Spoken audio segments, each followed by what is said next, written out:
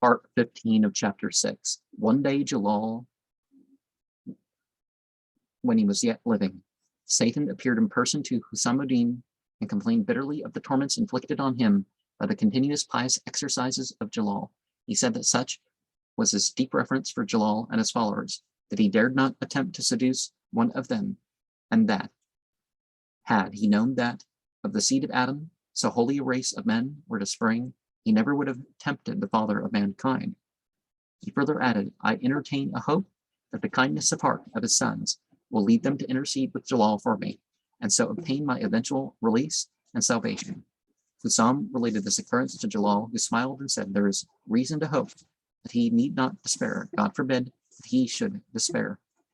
And of course, the end point would be the idea of Satan being an individual that's,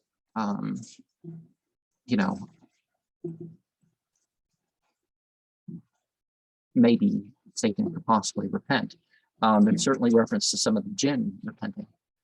Some of the legends about the phoenix and its 30 holes making sound, well, those are the Arabic letters. And basically, like, the implication is that some of that species or that being might have accepted Islam or something. But either way, it serves symbolic lesson.